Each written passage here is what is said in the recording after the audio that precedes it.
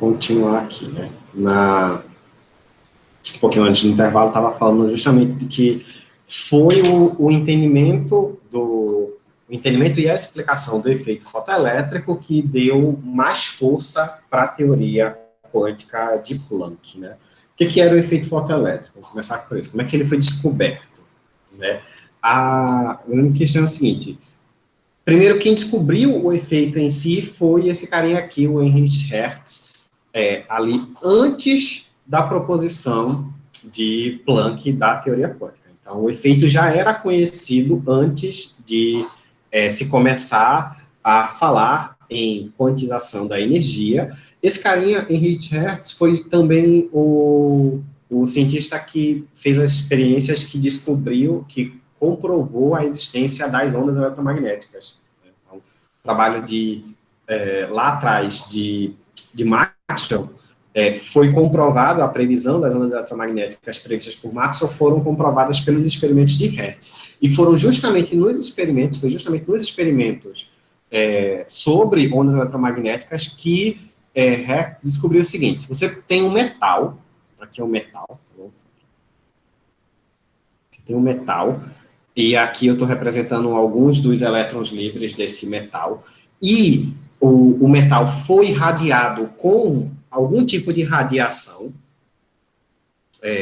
podia ser infravermelho, ultravioleta, às vezes invisível, mas algumas radiações que você emitia aqui neste metal, né, fazia incidir algum tipo específico de radiação, fazia com que alguns elétrons fossem arrancados da superfície. Então, você jogava radiação, jogava luz, por exemplo, e elétrons eram arrancados para fora daquele metal.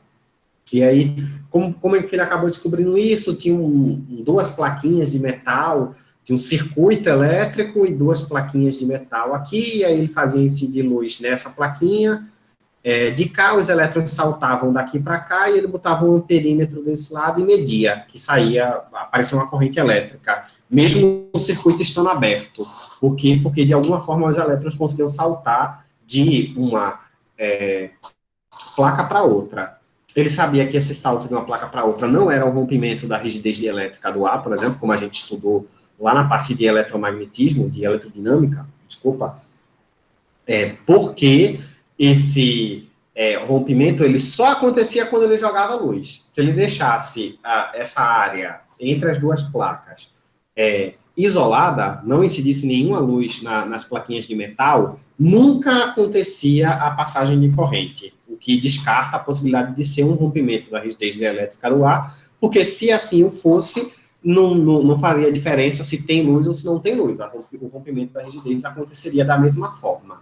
Então, era outra coisa que causava. O que causava era justamente a radiação arrancava os elétrons. Aí, no que arrancava, eles passavam de um lado para outro, e quando passavam para outra placa, eles podiam circular ao longo do circuito. E era assim que a corrente elétrica era medida por este amperímetro aqui. Bom, então, a descoberta do fenômeno foi anterior, embora ele tenha sido servido como um dos pilares para a sustentação teórica da teoria dos quanta, ele foi descoberto antes da teoria dos quanta, né? E aí, como os elétrons estavam sendo arrancados ali da superfície quando a luz batia, então, o que se fez na época foi, vamos prever o que é que deve acontecer. A física clássica, não só a física clássica, como qualquer teoria física, ela se baseia na ideia de que você consegue prever coisas usando a teoria. Então, mais uma prova de que a física clássica estaria correta, seria ela prever os resultados desse efeito, chamado efeito fotoelétrico, porque ele era, foto vem de luz e elétrico vem dos elétrons, né? Ele era uma emissão de elétrons por conta da absorção de luz, né? De radiação. O que é que a teoria existente na época, que basicamente estava relacionada com a teoria eletromagnética, previa que deveria acontecer? A primeira coisa era a seguinte, que quanto maior fosse a intensidade da luz que você colocasse aqui, maior seria a quantidade de elétrons arrancados. Por que a ideia era essa? Porque como é que A visão de que os elétrons eram arrancados era a seguinte: você fornecia energia para os elétrons, esses elétrons iam acumulando energia durante um certo tempo, até que eles tinham energia suficiente para romper a ligação que eles tinham com o resto do metal. Vocês provavelmente já falaram ou devem falar muito em breve de um tipo de ligação chamada ligação metálica, que é justamente a ligação que acontece entre os átomos e os elétrons em um metal, e quando existe uma quantidade de energia que mantém essa ligação coesa, quando o elétron recebe mais energia do que essa energia de ligação, ele consegue se soltar do metal. O que se previa com a física clássica era isso: se, independente do tipo de luz que eu estiver colocando, independente do tipo de radiação, quanto maior for a intensidade, mais elétrons eu deveria arrancar. Então, se eu colocar uma intensidade baixinha, eu devo ter uma certa quantidade. Se eu dobrar essa quantidade, eu devo ter o dobro de elétrons saindo. Outra coisa que também era uma previsão teórica da física clássica é o seguinte: qualquer radiação que você colocasse deveria conseguir arrancar elétrons dali.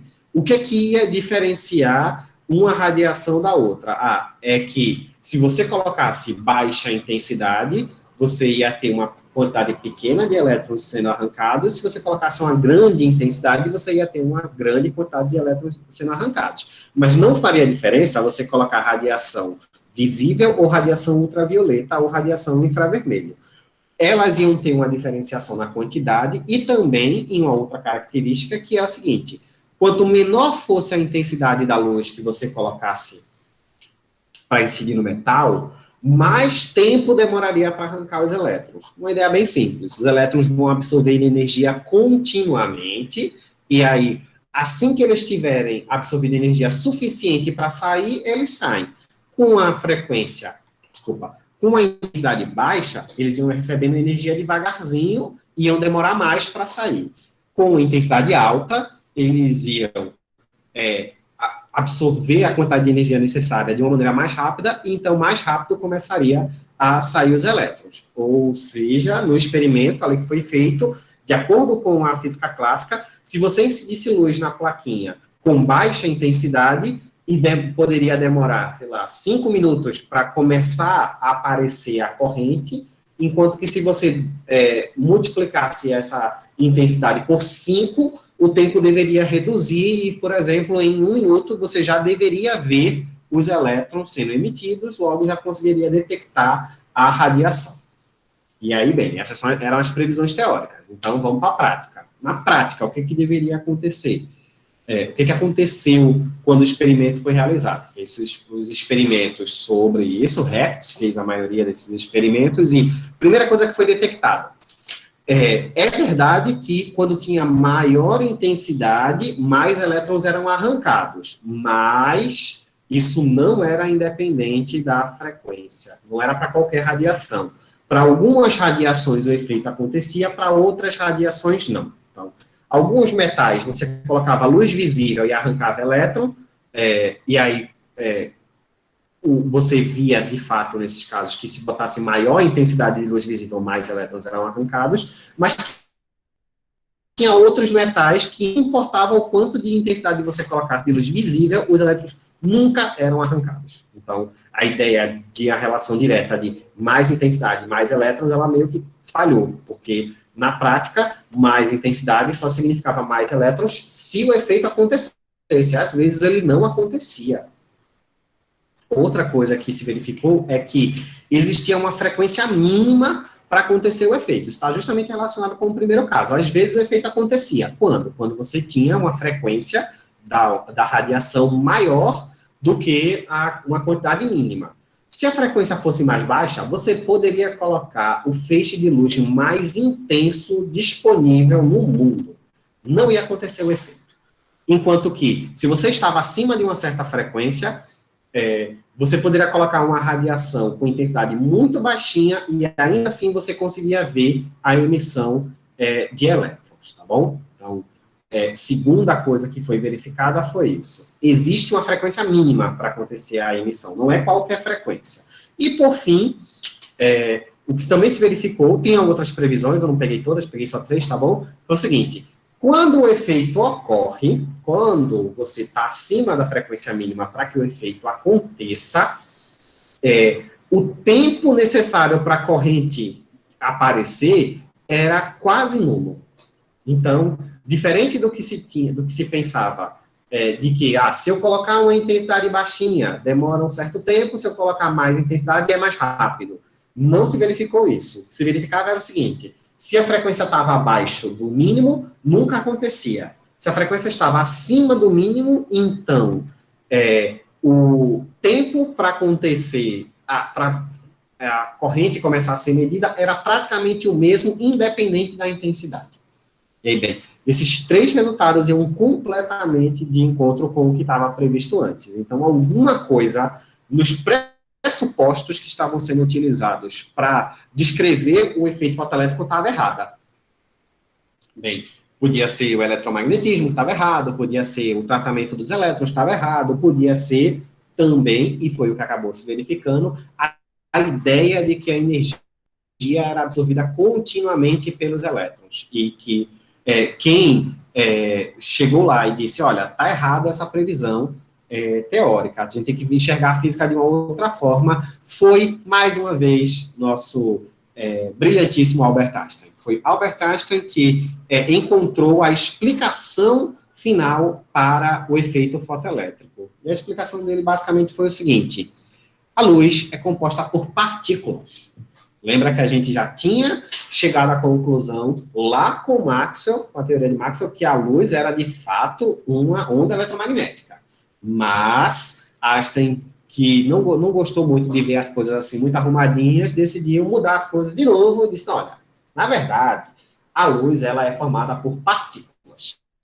Essas partículas ele deu o nome de fótons. E cada um desses fótons carrega uma energia que é dada por esta quantidade, E igual a HF. Lembram de onde veio essa equação? Acabou de falar dela. Einstein usou a hipótese da quantização de Planck.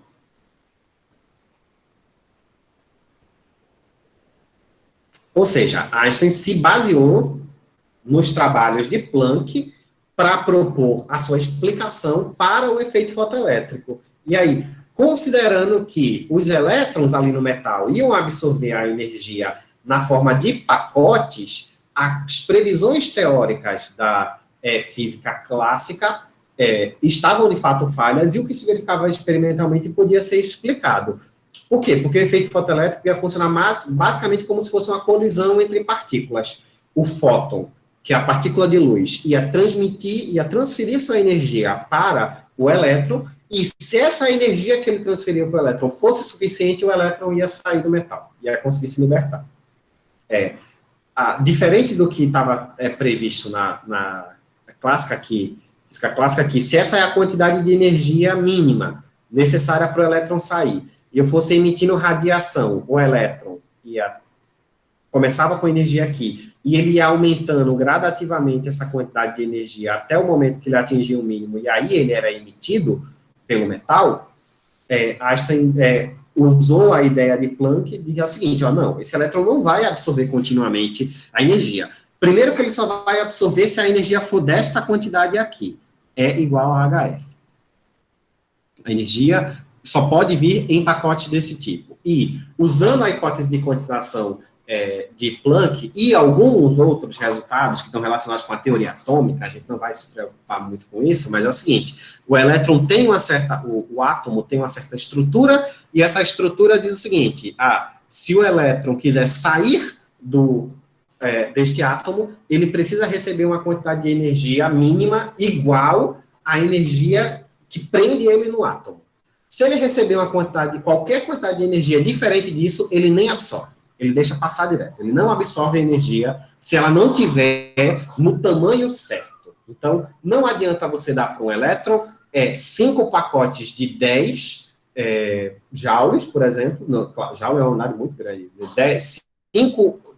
10 pacotes de energia, e esses 10 pacotes, todos eles têm o tamanho de uma unidade, se esse elétron precisa de 10 unidades de energia para se libertar. Não adianta, se ele precisa de 10 unidades, se ele receber uma unidade, ele não absorve. Se ele receber 2, ele não absorve. Se ele receber 3, também não. Ele só vai receber as 10 que ele precisa. O elétron é ou tudo ou nada. Dentro da estrutura atômica, ele só passa de um nível para outro se ele receber a quantidade certinha de energia que ele precisa. E é justamente isso que explica, por exemplo, o porquê de ter uma frequência mínima. E essa frequência mínima está relacionada com a grandeza que Einstein chamou de função trabalho. Bem, cada metal existe uma quantidade mínima de energia para liberar esse elétron, para que você consiga arrancar o elétron. E essa quantidade de energia é justamente chamada de função trabalho.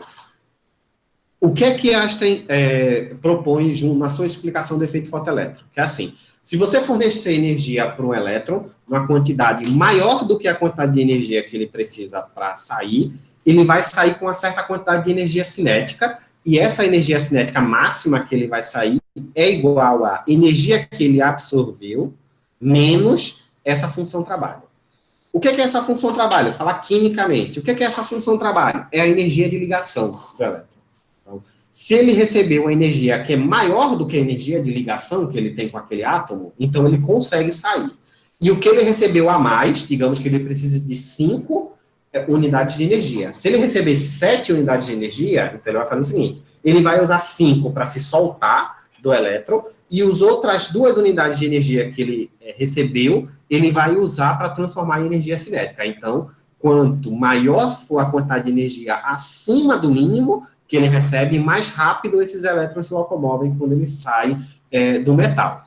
Essa função trabalho aqui pode ser observada nesse gráficozinho aqui, que é uma outra coisa importante. Ó. Aqui eu tenho um gráfico da energia cinética que o elétron sai em função da frequência que você colocou nele. E quanto maior for a frequência, maior é a energia que ele absorve. Se essa frequência for maior do que o mínimo aqui, ó, aqui tem um mínimo para 3 metais diferentes, o que sobra vira energia cinética. E aí, a depender do material, tem metais que precisam de menos energia para liberar esse elétron, que significa que mais rapidamente os elétrons mais rapidamente não, desculpa. Se ele precisa de menos energia, menor é a frequência que eu preciso emitir para que ele libere os elétrons. Se ele tem uma frequência de corte maior, então maior é a frequência que eu tenho que irradiar aquele material. Basicamente, você pode pensar assim, tem 3 metais aqui diferentes, se essa frequência aqui estiver dentro do espectro visível, então qualquer frequência acima dela, dentro do espectro visível, vai ter emissão de elétrons, mas se tiver qualquer radiação ultravioleta, que tem frequência maior do que o visível sempre, vai ter emissão, se for raio-x vai ter emissão, se for raio-gama vai ter emissão. Já um outro metal, pode ser que haja um outro metal aqui, cuja frequência mínima está acima do visível. Então, não adianta colocar luz visível em intensidade nenhuma naquele metal, que ele não vai soltar os elétrons, porque o mínimo está acima do visível. Mas aí, botei radiação ultravioleta com a frequência maior do que o mínimo, aí beleza, ele começa a emitir. E também pode ter um metal que ultravioleta não é suficiente para tirar, você tem que colocar raio-x para arrancar elétrons daquele metal. Então, uma coisa importante é, cada metal tem o seu próprio valor para a função trabalho, ou seja, cada metal tem a sua própria energia de ligação dos elétrons, e por conta disso, o início do efeito fotoelétrico vai acontecer em uma frequência diferente, tá bom? A frequência mínima para a qual o efeito fotoelétrico acontece faz com que o elétron seja liberado, mas ele fique na superfície, ele acaba sendo recapturado depois. Então, se um certo metal exige uma frequência de 150 terahertz, você tem que colocar alguma coisa acima dos 150 terahertz para o elétron ser arrancado, porque se colocar 150 exatamente, o elétron vai acabar sendo recapturado, ele vai se soltar, vai ficar na superfície, porque ele não tem energia cinética para se mover, para sair do metal, e aí ele é recapturado por toda a estrutura metálica. Então, essa é a ideia que está por trás do efeito fotoelétrico. Você tem a quantidade mínima de energia para arrancou essa quantidade e ele está, a partir daí ele consegue se mover. Eita, faltou um slide aqui. Desculpa. Bem, vou voltar aqui para o slide e eu faço as explicações. Bem, essas eram as verificações experimentais. Era para esse slide ter se repetido lá na frente. Desculpa, tá bom? Essas eram as verificações experimentais. Maior intensidade arranca mais elétrons quando o efeito ocorre. Como é que a teoria de Einstein corrigiu isso? Ela corrigiu isso baseado no fato de que se os elétrons só absorvem energia numa quantidade que é múltipla do HF, e eles precisam receber uma quantidade mínima de energia, então não adiantava eu colocar muita intensidade, o que significaria colocar muitos fótons, muita intensidade significa muitos fótons, se cada um desses fótons não tem energia suficiente. Basicamente é o seguinte, a barreira que os elétrons tinham que transpor era como se fosse um muro desse tamanho. E aí, o que é que você faz? Você dá para o elétron energia suficiente para ele pular até aqui. Se o elétron conseguir pular só até aqui, ele pode dar um pulo, 50 pulos, 300 milhões de pulos. Se ele não passa dessa altura, ele não consegue transpor a barreira para o outro lado. O único jeito dele passar para o outro lado é quando ele receber uma energia que é mais alta do que a altura do muro. E isso está explicado nessa questão de que o elétron absorve energia em pacotes de energia, e aí o tamanho desse pacote eu estou representando a altura do pulo, tá bom? Então, se o pacote tem uma altura, uma quantidade de energia que é menor do que a barreira de energia que segura o elétron lá dentro, não adianta eu dar poucos saltos ou muitos saltos, ele não vai conseguir ultrapassar.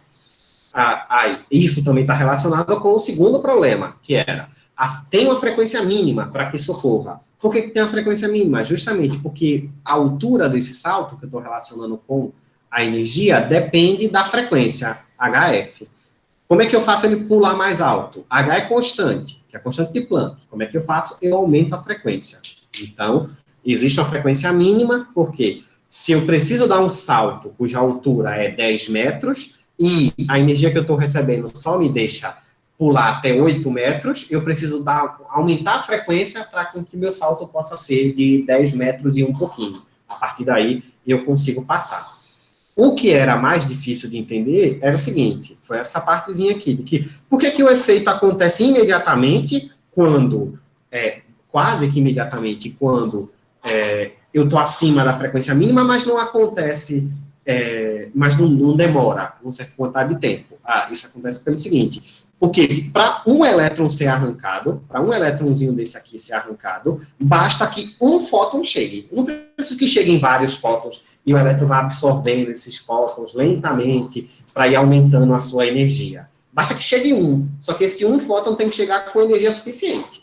Então, se o elétron precisa de fótons com energia de 10 unidades de energia, basta que um elétron chegue com essa energia para ele sair. Se chegar 15 elétrons com essa energia, o que significa se eu aumentar a intensidade, então eu vou poder tirar 15 elétrons, porque eu tenho energia suficiente para 15 elétrons serem absorvidos.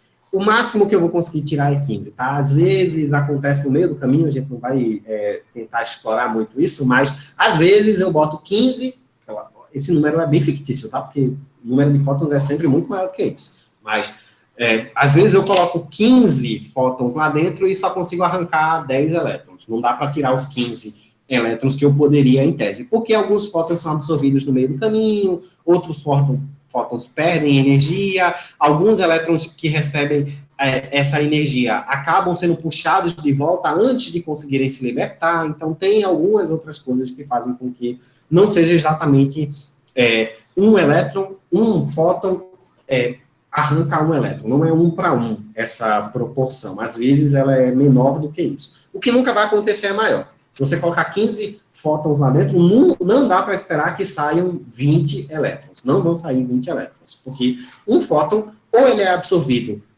inteiro, ou ele não é absorvido. Então, como é que a gente sabe que tem algumas radiações, alguns fótons que não são absorvidos? Porque o metal reflete a luz que bateu nele.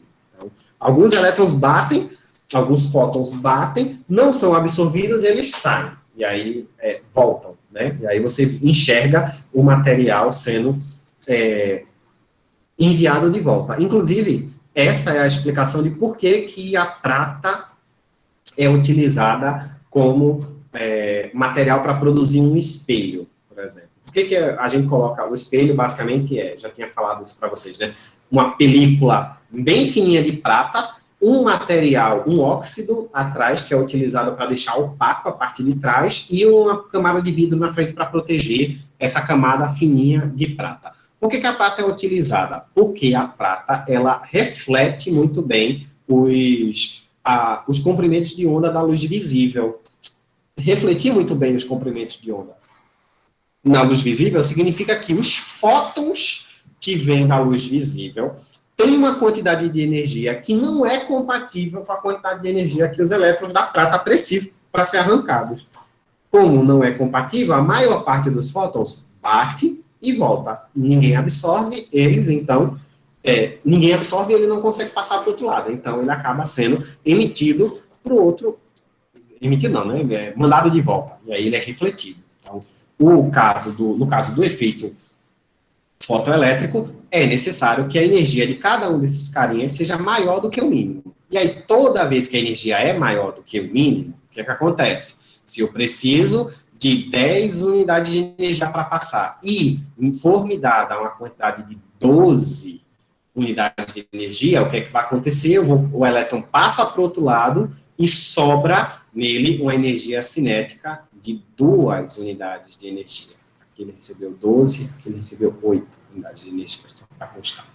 Bom, então, sempre que ele recebe mais energia do que ele precisa, ele absorve essa energia e o que sobra daquilo que ele teve que tirar para se libertar do metal, ele transforma em energia cinética. E aí esses elétrons saem com uma velocidade um pouco mais alta.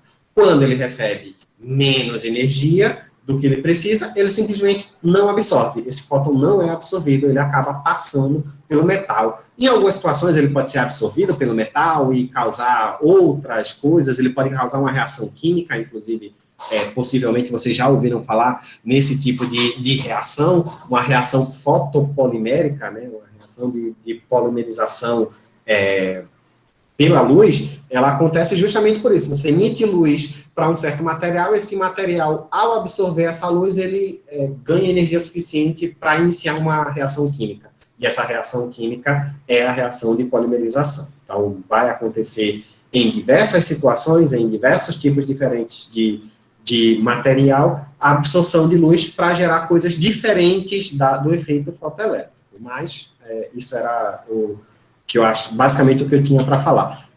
Só para finalizar com uma aplicação, bem, se eu não tenho esse slide, então o slide de aplicação também não está ali, eu vou ver o que aconteceu com ele. Uma aplicação que a gente faz muito hoje em dia do efeito fotoelétrico é no sensor de presença. Eu acho que provavelmente vocês já devem ter tido a oportunidade de, por exemplo, ir em algum supermercado que tem uma porta que abre automaticamente. Né? Como é que aquela porta abre automaticamente? Tem duas maneiras. Ela pode ter um sensor de presença baseado em radiação infravermelha, que aí vai ler que existe um corpo a uma certa temperatura, e aí essa temperatura deve ser a temperatura em torno da temperatura do corpo humano, e aí quando ela detecta essa radiação, ela automaticamente abre a porta. Outra maneira é você ter um feixe infravermelho de um laser, por exemplo, normalmente é uma luz não visível, tá? Pode ser infravermelho, ultravioleta eu acho pouco provável, mas é um feixe infravermelho que faz uma linha, como se fosse uma barreirinha um pouco à frente da porta, que vai se abrir automaticamente. Esse feixe, enquanto o feixe estiver passando, a radiação vai estar batendo em um metal, e esse metal vai estar liberando elétrons, o que vai estar estabelecendo uma corrente. A partir do momento que alguém passa na frente desse feixe, que interrompe a linha, essa radiação aqui, para de chegar.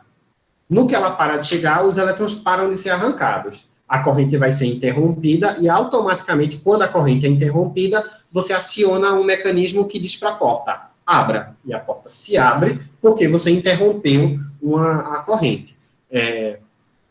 Que passa. A maioria dos mecanismos usa essa ideia de você interromper uma corrente e ele acionar a abertura da porta, justamente para garantir, por exemplo, num supermercado, que se você tiver com um carrinho na sua frente, né, o carrinho não está na mesma temperatura que você. Então, a passagem do carrinho na frente também abre a porta. Quando você tem para saber se isso acontece de verdade, não é uma boa maneira de se testar, né, mas se testa isso em fábrica, para saber se o mecanismo está funcionando, você coloca um objeto para se mover sozinho, sem ninguém empurrando, para ver se a porta vai abrir quando ele passar na frente do sensor. Uma porta que abre com um sensor de presença, que é o que acontece, por exemplo, naqueles acendedores automáticos de luz, por exemplo, se você colocar empurrar um carrinho de plástico, por exemplo, no corredor, e ele passar por perto do sensor de presença, ele não vai acionar a lâmpada. Por que ele não vai acionar? Porque aquele tipo de sensor, ele detecta a radiação infravermelha. Se ele for um detector do tipo, o detector dessas portinhas, que ele detecta quando a corrente é interrompida, independente do que passa na frente, ele abre. Inclusive, por conta disso, que de vez em quando, uma porta dessas de supermercado se abre sozinha, sem ninguém passar. Tá? Você está olhando e, de repente, a porta se abriu. Por que isso acontece? Porque, às vezes, uma certa quantidade de poeira, uma quantidade maior do que o de costume de poeira, passou na frente do sensor. E justamente na hora que ela passou na frente do sensor, deixou de chegar radiação lá no metalzinho, interrompeu a corrente, a porta recebeu o sinal. Abra. Aí a porta se abre. Se abre sem ninguém estar passando. Não é uma alma que está passando por ali. Por favor, não pensem isso. É simplesmente porque o detector parou de ler a radiação que chegava nele. Alguém queria falar alguma coisa? Uma alma de poeira. Não, tem o microfone aberto, mas ninguém está falando nada. E com isso, né, essa era a aplicação que eu queria falar para vocês. Desculpa não estar aqui no slide, eu vou ver o que aconteceu antes de colocar o slide para vocês. A gente encerra essa aula de hoje. Manter aqui as anotações para passar para vocês. E hoje terminamos, dei aqui, 10 minutinhos aqui para vocês da aula. Deixa eu interromper a gravação.